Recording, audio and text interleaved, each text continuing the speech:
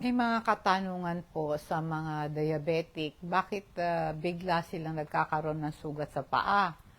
Merong mga kombinasyon ng iba't ibang mga factors na ugnay sa matagal na panahon na mataas ang blood sugar mo. Kung matagal ka ng diabetic at talagang hindi makontrol ang blood sugar mo, ang sobrang taas ho ng sugar sa dugo, ang tawag ay hyperglycemia, isang pangunahing dahilan kung bakit napakahirap pagalingin ng sugat ng mga taong may diabetes. Dahil mataas ang sugar mo, nasisira yung ugat, no? Na nagiging dahilan ng mahinang sirkulasyon ng dugo. Nagkakaroon ka ng tinatawag na angiopathy. At merong peripheral artery disease, ang matagal na mataas na blood sugar, ay nakakasira ng mga daluyan ng dugo, lalo na sa maliit na ugat. Ang tawag doon ay microvasculature, no? Nagiging masikip at tumitigas ang mga ito. Kaya pag mataas ang blood sugar mo, ang mga maliliit na ugat, apektado. Maliit na nga, manipis na nga, masikip pa at naninigas pa ito. Kaya mabagal at nahihirapan ang daloy ng dugo na magdala ng sapat na oxygen at sustansya sa lugar ng sugat. Ang oxygen at sustansya ay critical para sa pagbuo ng bagong tissue at pagpapagaling. Nababawasan din po yung kakayanan ng dugo na magdala ng immune cell, tulad ng white blood cells na lumalaban sa mikrobyo. Pagka mahina ang immune system mo, tapos mataas pa yung blood sugar mo, apektado po yung paggana ng puting selula ng dugo, itong white blood cells, na particular itong neutrophil and macrophage, na siyang nangunguna sa paglaban ng bakterya at paglilinis ng sugat. Mabagal ang kanilang pagtugon at mas mahina ang kanilang kakayanan na patayin ang mga mikrobyo. Pag mataas ang sugar mo at madaling magkaroon ka ng infection sa sugat, kung nagkaroon ka man, mahirap itong labanan ng katawan. Ang mataas na asukal sa dugo ay nagpapalakas sa bakterya, nagpapahirap sa katawan mo na labanan sila. Nasisira pa yung mga nerve, nagkakaroon ka ng diabetic neuropathy. Ang matagal na pagtaas ng blood sugar mo, nakakapinsala sa mga ugat, sa mga nerve, lalo na sa paa at kamay. Nagdudulot ito ng pamamanhid at kawalan ng pakiramdam. Dahil dito, hindi ka nakakaramdam ng diabetic patient kung meron man siyang hiwa o paltos o nakiskis, nakamot niya, dahil po itong magiging maliit na sugat. Lumala ito pag hindi napapansin at nadidiinan. At meron po akong pasyente na nagtitinda siya ng isda. Ang kanya pong target, maka 1 million siya. So, ang sipag-sipag niya, maaga siya nagigising, gabi na siya. Basang nasa isip niya yung pag-ipon niya ng 1 million. Ngayon, dahil nga sa nagtitinda siya ng isda at nadidiinan yung kanyang hita at nakakamot niya, at hindi niya napansin, nagkaroon ng maliit na sugat. At lumala ito, hindi niya napansin. Kasi nga patuloy itong nadidiinan, nakukuskos, habang siya po ay nakaupo doon sa isdaan niya. Tapos lumaki yung sugat, umabot yung mula doon sa may hita, umabot na po sa kalahating pisngi ng kanyang puwet, no? At hindi ito napagaling. Hanggang sa namatay siya, nagkaroon na siya ng impression.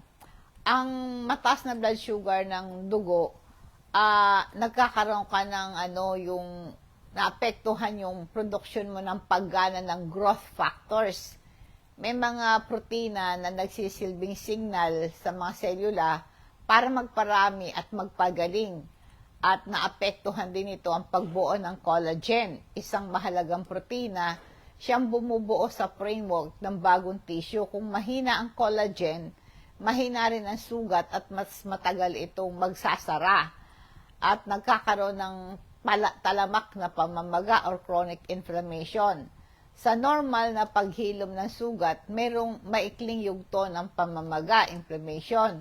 Ang purpose ng inflammation upang linisin yung sugat. Ngunit sa diabetic, nagiging matagal, nagiging chronic ang pamaga dahil sa taas ng sugar. Ang mataas na pamamaga, ang kanyang healing process ay mabagal. Sa halip na maayos, mapipinsala yung kalamnan at nagkakaroon ng formation ng biofilm. Ang biofilm ay pag mataas ang glucose environment mo, ang sugat mo ay nabubuo yung biofilm. Ito ay komplikadong komunidad ng bakterya na meron silang protektibong layer. Kaya nabinibigyan ka ng antibiotic dahil nga sa matagalang sugat, nagkaroon ka ng biofilm, yung mga sugat mo. Ang biofilm, ito yung bakterya ay nagkaroon na sila ng protective layer. May layer na sila.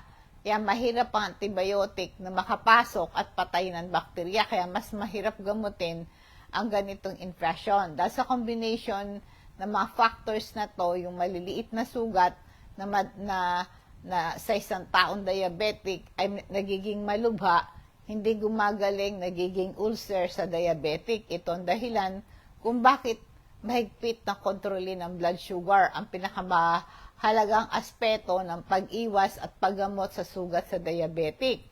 Ang ang pangangalaga po sa bahay, unang-una, syempre, magpa-check up pa sa doktor. Itong una at pinakamahalaga sa diabetic patient, dapat lagi kayong namomonitor.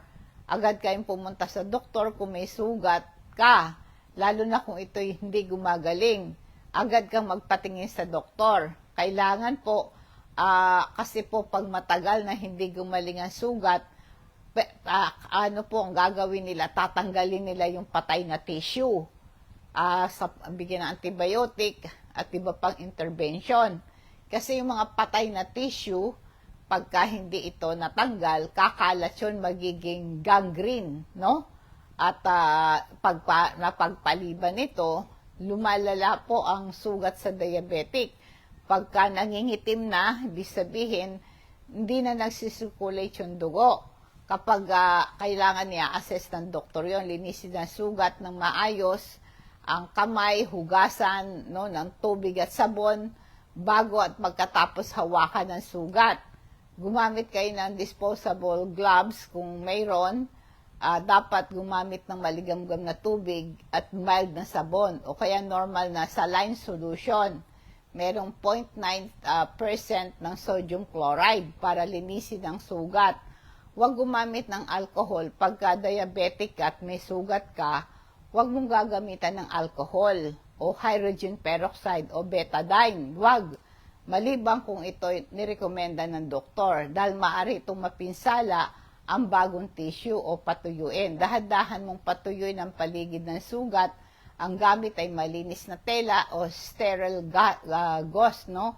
Huwag kuskusin. Iwasan ang pressure sa sugat. Magpapahinga. Kung ang sugat ay sa paa, iwasan ang paglalakad o pagdiin sa apektadong bahagi hanggat maaari. Kailangan po ng orthopedic shoes, mga crutches, mga wheelchair, or diabetic boots. Ito is specially designed na sapatos sa mga diabetic na merong neuropathy, merong mga foot deformity, and other foot condition para mabawasan ang pressure. Meron kayong tamang sapatos, tamang medyas, gumamit ng maluwag o komportabling sapatos na hindi nagkiskisan o nagdudulot ng pressure sa sugat.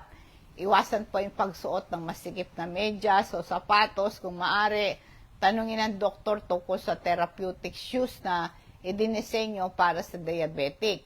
Laging takpan ng sugat, meron tamang dressing, gumamit ng sterile dressing na gasa o special na dressing na rekomenda ng doktor. Ang layunin ay panatilihing malinis at moist ang sugat para mas mabilis ang paggaling. Palitan ng dressing ayon sa payo ng doktor. Karaniwan ay araw-araw o bawat ilang araw. Kung basa o marumi ang dressing, palitan agad. Dapat laging binabantayan ng sugat, suriin araw-araw, suriin ang sugat at mga paligid nito. Tingnan ang mga senyalis ng infection tulad ng pamumula, pamamamaga, nagiinit. lalong sumasakit, nagkakaroon ng nana, mabahong amoy, at nilalagnat pa yung pasyente. Kaya pag nakita mo ang mga sinyalis na ito, napansin mo yan, ay kailangan po ang diabetic na may sugat, agad kumunsa sa doktor, huwag ipagpaliban. Dahil ang infections sa diabetic ay mabilis na lumala at maaaring magdulot ito ng seryosong problema tulad ng gangrene o pagputol ng paa o kaya kamay. Maaaring kasama po gagawin ng doktor ang pagsusuri sa sugat para matukoy ng tindi ang infeksyon. Nire-recommenda yung antibiotic upang labanan ng bacterial infection. Ang pagtanggal po ng patay na tissue sa sugat upang makatulong sa paghilom. At tapos aayusin po yung sugar mo. Kailangan meron kang management plan. Makontrol ang blood sugar, mahalaga para sa paggaling. Ang regular po na pag-check up at maingat na pag-aalaga sa sugat ay critical sa mga tao may diabetes.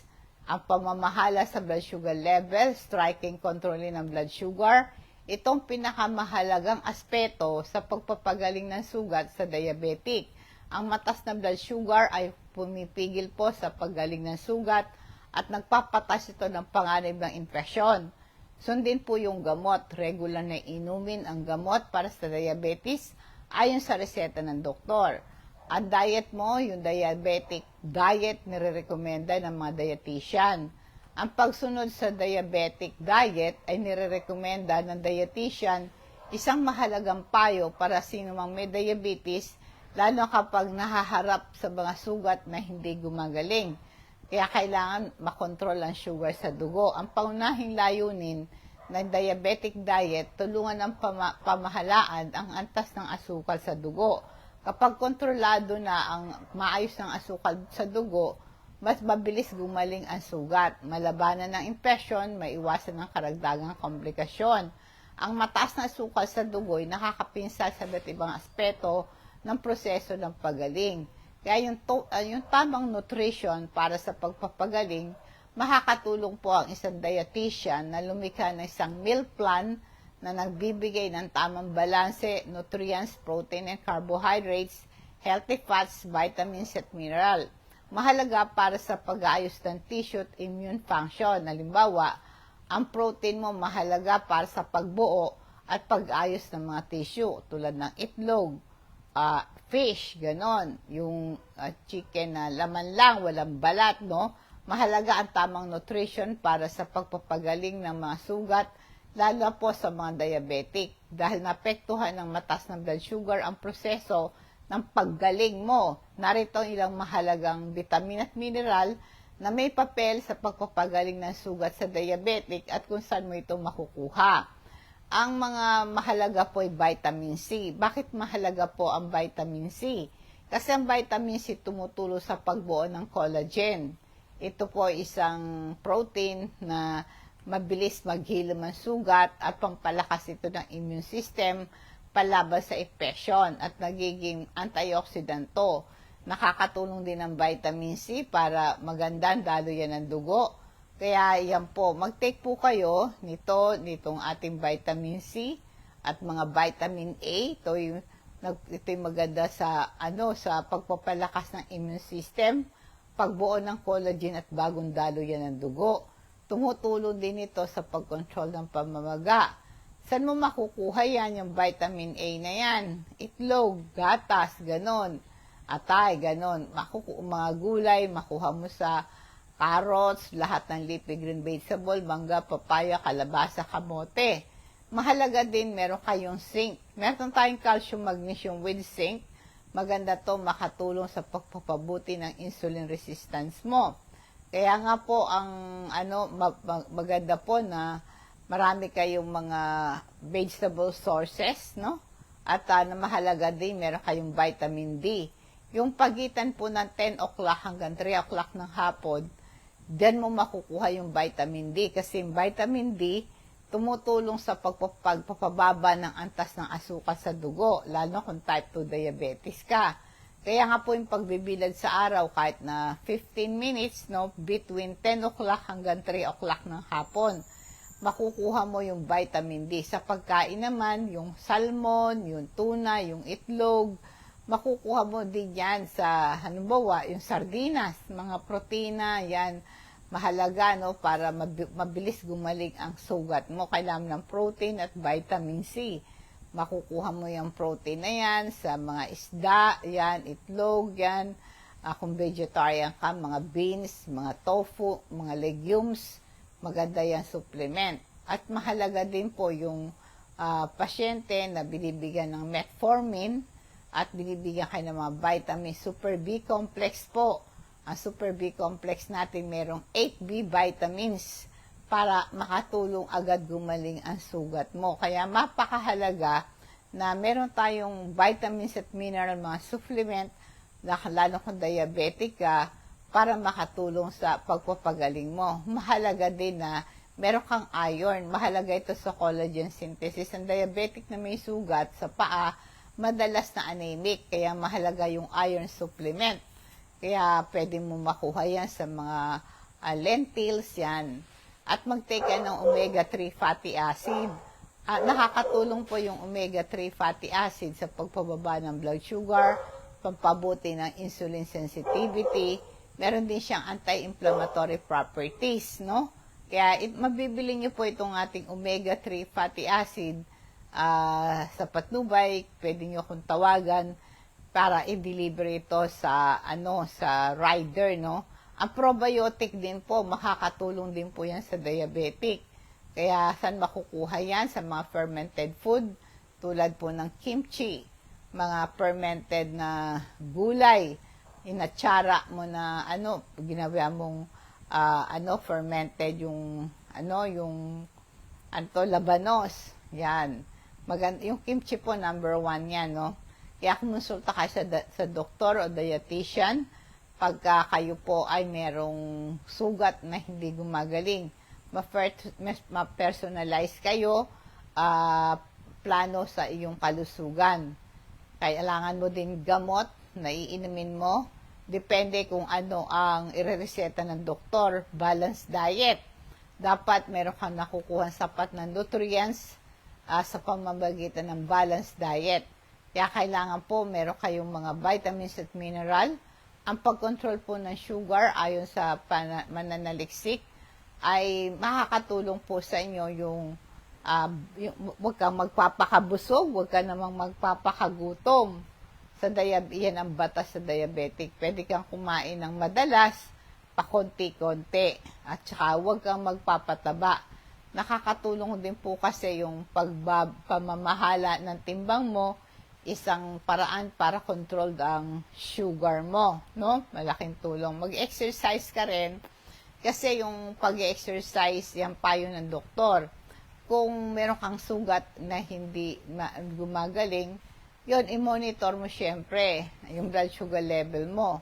Kaya ang number 1 po, nakakatulong po yung pag-control ng sugar mo, yung paglalakad. Nagagamit ng katawan yung glucose, yung asukal sa dugo para sa lakas niya. Kaya nababawasan ang blood sugar level mo pagka ikaw ay nagwo-walking exercise. Napapabuti ang circulation ng dugo. Pag naglalakad ka, napapaganda ang daloy ng dugo, lalo na sa paa at binti mo. Mahalaga ito sa paghilom ng sugat at pag-iwas sa komplikasyon. Pag nag-exercise ka, napapalakas ng katawan, nagpapalakas ng buto at kalamnan, pampababa ng blood pressure, napapabuti ang kalusugan mo, napapamahala mo ang iyong timbang. Kaya nga po, magiging malusog ka. Kaya nga po yung walking exercise, makakatulong yan. Sa mental health mo, nakakatulong, nababawasan yung stress at pagkabalisa mo, napapabuti yung mood mo pag naglalakad ka. Huwag kang maninigarilyo. Ang paninigarilyo ay nagpapahina ng circulation ng dugo, nagpapahirap gumaling ng sugat pag naninigarilyo ka. Uminom ka rin ng sapat na tubig. Ang mga tao mataas ng blood sugar, mahalaga na well-hydrated ka. Mapapalabas mong labis na asukal sa dugo pagka naglalakad ka. Kapag meron kang hyperglycemia, inaalis po yan sa pamagitan po ng iyong paglalakad at nafi-filter naman to ng ating kidney. Kaya kung kayo umiinom ng tubig, nag-exercise ka, hindi nahirapan ng bato para ilabas yung asukal sa ihi. Kaya nga ang pag-inom po ng sapat na tubig ay nakakatulong sa bato na gumana at mas epektibo at mailabas mo na ang maraming asukal sa pamagitan ng pag-ihi mo. At saka nga po lumalabnaw pa yung dugo mo, naiwasan po yung paglapot. Kapag po meron kayong kulang kayo sa tubig, nagiging concentrated ang glucose o asukal sa dugo. Resulta, magiging mataas ang blood sugar mo. Pag umiinom ka ng sapat na tubig, mas malabnaw ang dugo mo, nakakatulong sa pagbababa ng concentration ng asukal sa dugo. Iwasan mo po yung panunuyo. Kaya ang sintomas po ng hindi kontroladong diabetes, yung labis na pagkauhaw at madalis na pag-ihi. Kaya po kung kayo po mataas ang blood sugar mo, nakakatulong po yung pag-inom po ng tubig. Nagdudulot ito ng paglabis na paglabas, maiihi mo, may papawis mo yung sobrang asukal sa dugo. Kaya kung meron kayong sapat na tubig, na ininom ang pinapayo mga 68 of glasses of water habang ikaw ay gising. Para sa diabetic, ang mahinang circulation ay karaniwan. Pag meron kayong sapat na tubig na iniinom, maganda ang daloy ng dugo mo. Mahalaga para makapaghatid ng oxygen at sustansya sa sugat. Ang tubig ang pinakamahusay na inumin mo. Wala itong calorie, wala itong asukal, wala siyang artificial na sangkap. Walang asukal, pero tandaan mo, ang tubig ay, tanongin mo sa doktor mo kung gano'ng kadami ang tubig na iinumin mo. No? Iwasan ng inuming matatamis tulad ng soda, mga fruit juices, mga soft drinks na may asukal. Nagpapatas po yun ng blood sugar.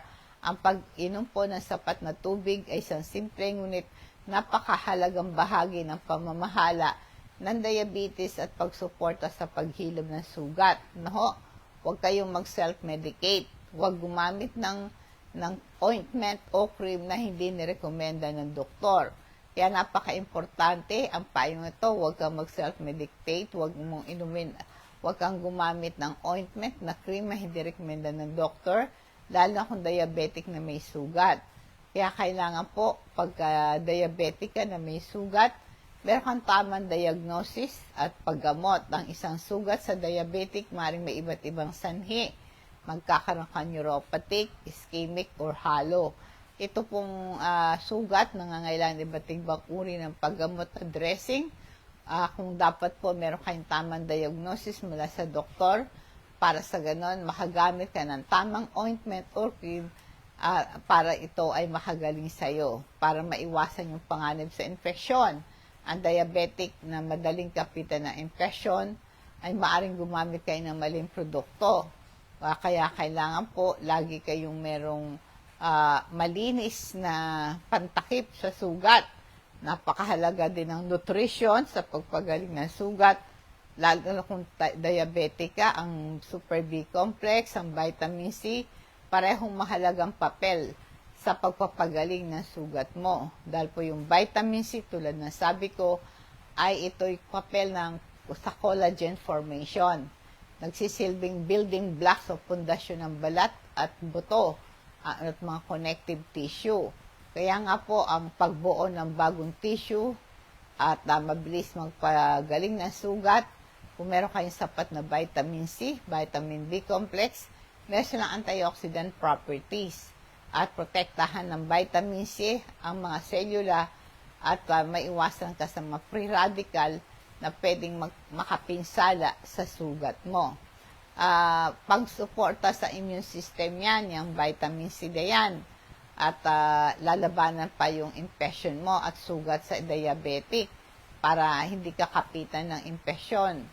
Kapag nagpakita na ang vitamin C ay nakakatulong sa pagbaba ng blood sugar level, napapabuti yung glycemic control, lalo kung type 2 diabetes ka, no? Kaya yung mga Super B complex na sinabi ko, ito'y grupo ng 8 magkakaibang vitamina, B1, B2, B3, B5, B6, B7, B9, at B12. May kanya-kanyang papel ito, pampalakas ng katawan, at saka sapat na lakas para labanan mo ang proseso ng paghilom ng sugat mo at tumutulong sa pagbuo ng bagong selula. Kaya kailangan po natin na mapagaling agad ang sugat. Pangalagaan din yung nerve, yung neuropathy na tinatawag. Ang Super B complex nakakatulong sa nerve ito.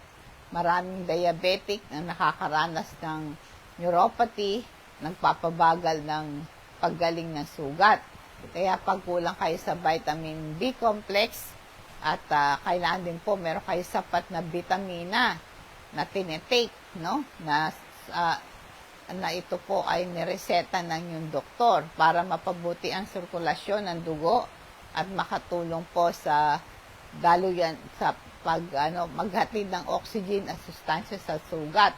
Makakatong-control ito sa pagkontrol ng pagtaas ng mga risk factor, no, para sa karamdaman mo. Sa kabuuan, ang tamang pagkain, mga vitamin C, B complex, sumusuporta yan sa pagaling ng sugat sa diabetic. Kaya ito po ay nakakatulong. Ay iwasan po yung mga chemical irritation sa balat. Nasabi ko na po na nagiging sensitive ang balat. Kaya iwasan natin yung mga allergic reaction, no? Makakapinsala sa paligid ng sugat. Meron kayong mga antiseptics na gagamitin. Kailangan ito yung reseta ng doktor. Huwag kayong basta maggamit ng alcohol, at ito pong agwaksinada, mga ointment na kailangan po ito'y kung nakita mo lang sa Facebook, nakita mo, sinabi ng kapitbahay mo, huwag mo basta gagamitin. May mga iba't ibang klase ng ointment. Minsan yung ointment na ginamit mo, lalo pang kumakalat ang impresyon. Kaya kung nusulta ka sa doktor o wound care specialist, makapagbigay sila sa'yo ng tamang assessment.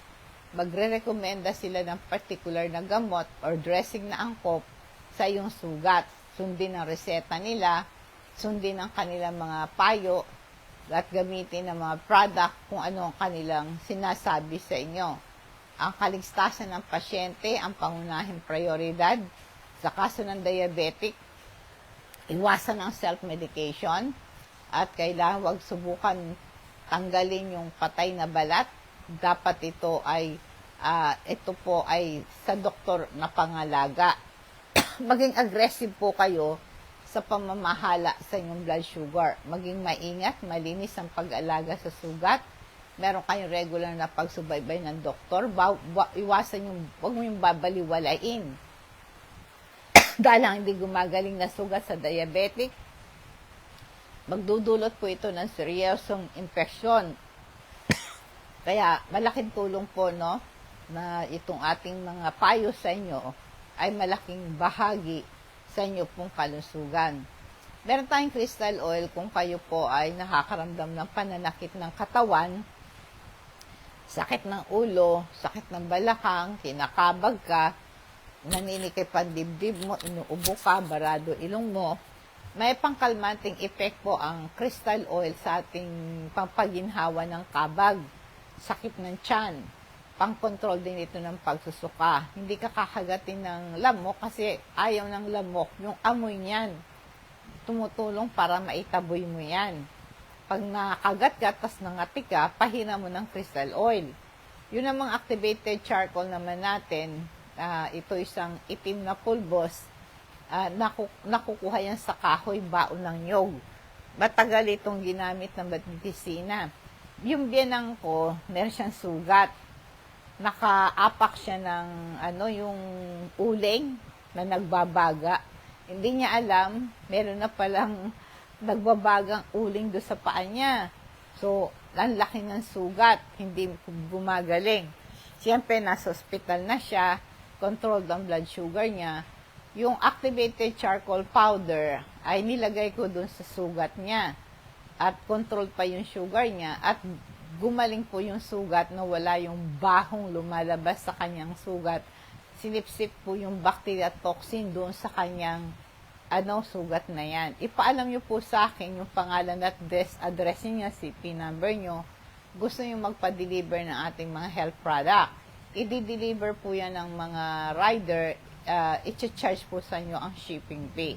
Dadako po tayo sa ating food for thoughts. Ang sabi sa Ecclesiastes 3:2, ang lahat sa mundong ito may kanya-kanyang panahon, may kanya-kanyang oras, ang panahon ng pagsilang at panahon ng pagkamatay, ang panahon ng pagtatanim at panahon ng pagbunot at ng tanim at panahon ng pagpatay at panahon ng pagpapagaling. Mga panahon ay nag-iiba sa panahon ng pagtatayo. Ang lahat sa mundong ito may kanya-kanyang panahon, may kanya-kanyang oras. Itong ngunahing pahayag ng Ecclesiastes. Kaya kailangan sa bawat pagbabago sa buhay natin, kailangan po ay lagi tayong nakapokus sa Panginoon sa lahat. Wala pong permanent na bagay. Kaya kailangan daw lang permanent na nangyayari sa buhay natin. May tag-ulan, may bagyo, may tag-init. Kaya anumang bagay sa mundo, kailan ito'y ipasa Diyos natin. Magandang gabi po. Nawa pong pagpapala patnubay niyan Diyos ang sumatin, and God bless us.